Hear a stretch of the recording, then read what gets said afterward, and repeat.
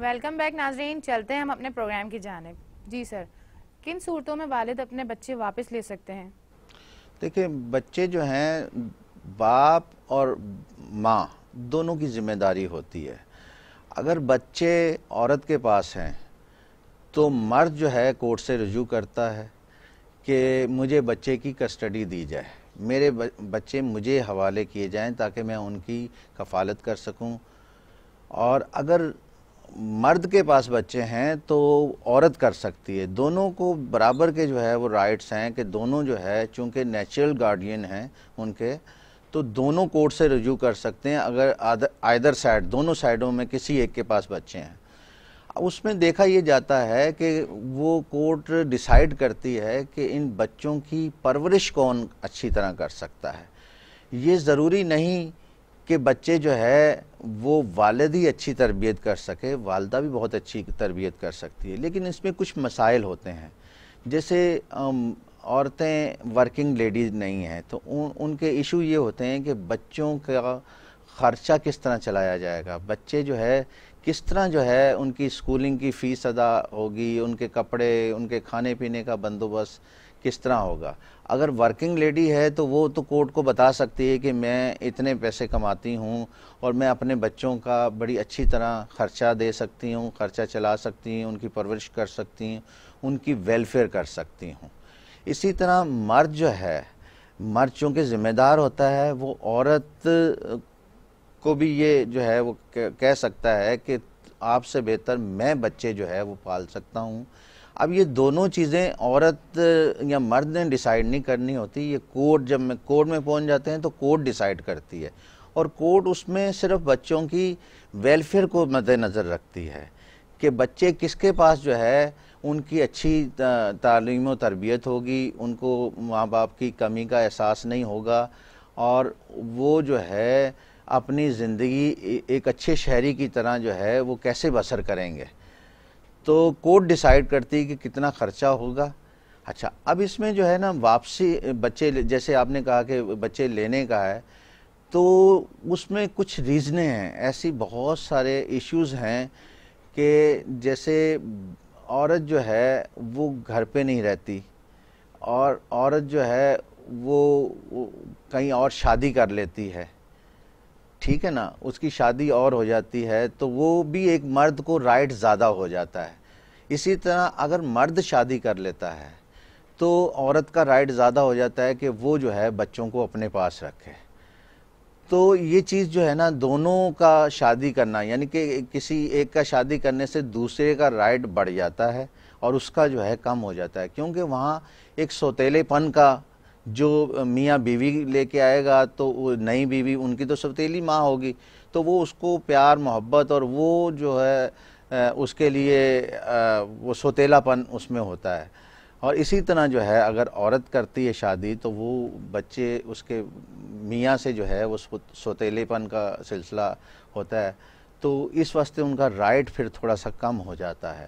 لیکن چونکہ وہ نیچرل دونوں ماں باپ ہیں تو کورٹ اس میں ڈیسائیڈ کرتی ہے کہ کس کے پاس بچے بہتر طور پہ پرورش کر سکتے ہیں، ان کو حوالگی وہ جو ہے وہ کرتی ہے اور ان کو بچے کسی ایک کو دیتی ہے تاکہ بچوں کی پرورش اچھی ہو۔ سر، کیا بچوں کی رائے نہیں لی جاتی ان معاملات میں؟ بچوں کی رائے لی جاتی ہے، لیکن بچوں کی رائے لینے کا ایک ٹائم ہوتا ہے۔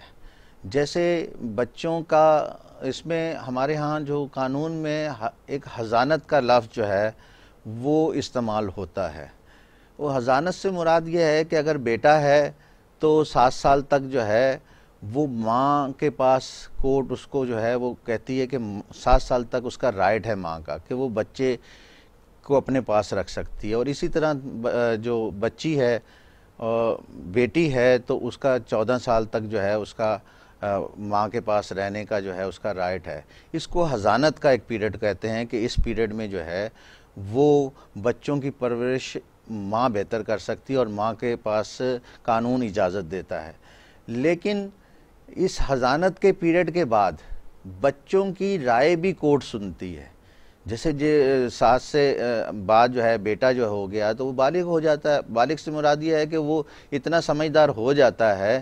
کہ وہ کس کے پاس رہنا چاہتا ہے، وہ اپنی رائے دیتا ہے اور کورٹ اس سے رائے پوچھتی ہے۔ اسی طرح بیٹی جو ہے، بیٹی کی بھی رائے سنی جاتی ہے، تو اس میں ایک رائے بچوں کی شامل ہو جاتی ہے، لیکن اس ایج کے بعد جب ان کو کورٹ یا قانون جو ہے وہ رائٹ دیتا ہے تو بچوں کی رائے سنی جاتی ہے اور اس کے بعد ہی کورٹ فیصلہ کرتی ہے۔ باپ اگر بچوں کا خرچہ نہ دیتا ہو تو کیا کرنا چاہیے؟ باپ اگر بچوں کا خرچہ نہیں دیتا تو کورٹ سے رجوع کرنا چاہیے۔ ظاہر ہے یہ علیحدگی کی صورت میں ہی ہوگا، جب بچے علیحدہ ماں کے پاس ہوں گے تو باپ کے پاس نہیں ہوں گے تو وہ خرچے کا دعویٰ کر سکتی ہے، تو وہ کورٹ سے رجوع کرے گی اور کورٹ جو ہے اس کو بلائے گی باپ کو، اور باپ کو پابند کرے گی کہ بچے کے لیے یہ خرچہ ہم نے ڈیسائیڈ کیا ہے اور آپ اس کو ادا کریں۔ وہ خرچہ جو ہے وہ پابند ہے کورٹ میں جمع کروانے کا۔ کورٹ اس کو جو ہے پابند کرتی ہے کہ آپ پہلے خرچہ کورٹ میں جمع کروائیں، اور بچے کا خرچہ کورٹ ڈیسائیڈ کرتی ہے اس کے ایج کے حساب سے اور اس کی ویلفیئر کے حساب سے، اور باپ جو ہے پابند ہے اس خرچے کو کورٹ میں جمع کروانے کا۔ کیا عورت عدت کا خرچہ مانگ سکتی ہے؟ جی بالکل، عورت عدت کا خرچہ جو ہے اسلام نے جو ہے وہ فرض کیا ہوا ہے مرد پر، کیونکہ مرد جو ہے اس کا 3 مہینے کا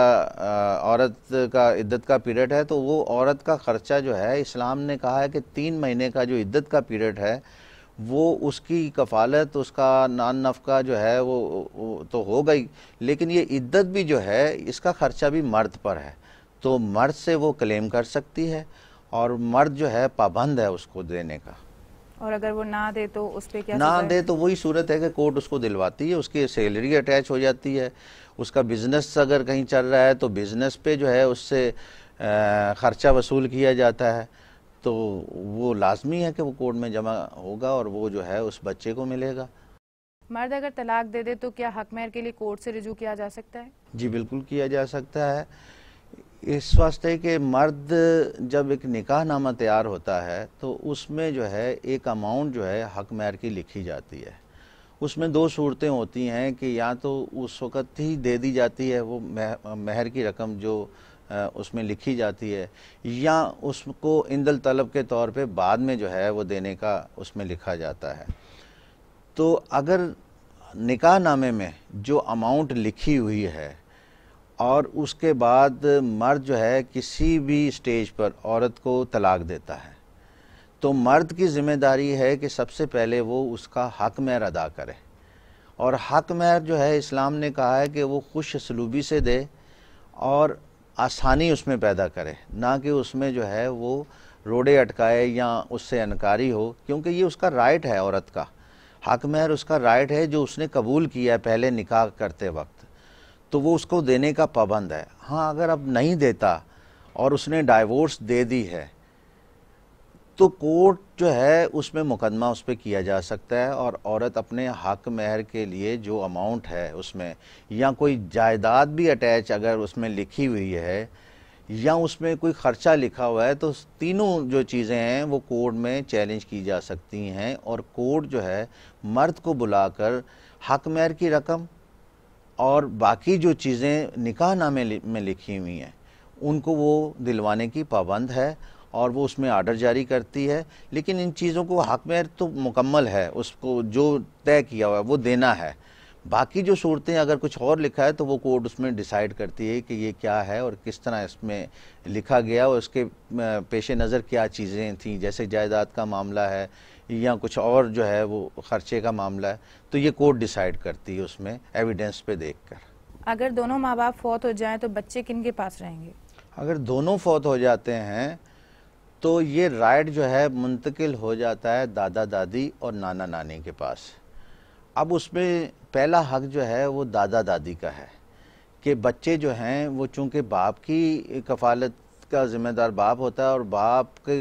جو ہے اس جگہ پر دادا دادی آ جاتے ہیں، تو باپ کا خرچہ جو ہے وہ دادا دادی کے ذمہ ہوتا ہے، تو بچوں کی کفالت ان پہ چلی جاتی ہے اور بچوں کا رائٹ بن جاتا ہے دادا دادی کا کہ وہ بچوں کو اپنے پاس رکھیں اور ان کی پرورش کریں۔ لیکن اگر دادا دادی نہیں ہیں یا کوئی ایسی صورت اور ہے کہ وہ بھی فوت ہو چکے ہیں تو پھر یہ رائٹ نانا نانی کی طرف چلا جاتا ہے کہ وہ بچوں کی پرورش کریں اور ان کا رائٹ ہوتا ہے کہ وہ بچے ان کے پاس رہیں. لیکن اس میں ایک صورت اور بھی آتی ہے. ہمارے معاشرے میں دیکھا گیا ہے کہ جیسے باپ فوت ہو جاتا ہے اور ماں زندہ ہے تو دادا دادی جو ہے ان کو ملنے نہیں دیا جاتا. تو دادا دادی ان کے ملنے کے لیے کورٹ سے رجوع کر سکتے ہیں اور وہ عورت پابند ہے بچوں کو دادا دادی سے ملانے کی. اسی طرح دوسری صورت میں جیسے عورت فوت ہو جاتی ہے تو نانا نانی کا بھی ایک رائٹ ہے. تو وہ اپنے نواسوں اور نواسی کے متعلق جو ہے وہ کورٹ سے رجوع کر سکتی ہیں کہ یہ ہمیں ملنے نہیں دیا جا رہا, ہم سے ملاقات کی جائے. تو یہ دونوں صورتیں ہوتی ہیں. تو کورٹ جو ہے وہ ایکچول یہ دیکھتی ہے کہ رائٹ کس کا زیادہ ہے ایسی صورتوں میں, تو ان تک جو ہے ان کی کسٹڈی دی جاتی ہے اور کورٹ میں جو ہے وہ اس کی درخواست دے سکتے ہیں. ولی کون ہوتا ہے؟ ولی جو ہے ہمارے گارجین میں جو ہے وہ تو ولی نیچرل جو ہے گارجین کہتے ہیں ولی کو, تو وہ ماں باپ ہی ہوتے ہیں دونوں. لیکن اگر ماں باپ فوت ہو جاتے ہیں, کوئی ایسی صورت ہو جاتی ہے کہ دونوں فوت ہو جاتے ہیں, تو کورٹ جو ہے ولی مقرر کرتی ہے. وہ گارجین ایکٹ کے تحت وہ کورٹ اس میں ولی مقرر کرتی ہے. دادا کو بھی کر سکتی ہے, نانا کو بھی کر سکتی ہے اور چچا کو بھی کر سکتی ہے. کسی بھی شخص کو جو ریلیٹیو ہے, جو اس کا خونی رشتہ دار ہے, اس کو وہ ولی مقرر کر سکتی ہے. لیکن اس میں کئی دفعہ ایسا بھی دیکھا گیا ہے کہ اگر اس کا کوئی دوسرا کلیم کرتا ہے کہ جیسے بچے ایسے ہوتے ہیں کہ بچے جیسے ملتے ہیں یہ عیدی سینٹر وغیرہ سے اور جو ہے بچے لاوارث پائے جاتے ہیں, تو کورٹ ان کا بھی ایک ولی مقرر کرتی ہے. تو اس قانون کے تحت جو ہے کورٹ کو اختیار ہے کہ وہ ان کو ولی کسی کو مقرر کرے جو اس کی کفالت کر سکیں بچوں کی. تو یہ کورٹ کا اختیار ہے کہ اس کی جو ہے وہ کفالت کے لیے بچے کا جو بھی کلیم کرتا ہے کہ اس بچے کو میں پالوں گا, تو اس کو پہلے گارجین شپ کا سرٹیفکیٹ لینا پڑتا ہے. وہ کورٹ سے رجوع کرتا ہے. کورٹ اس کی جو ہے وہ ساری چیزیں دیکھتی ہے کہ آیا یہ بچے کی پرورش کر سکتا ہے,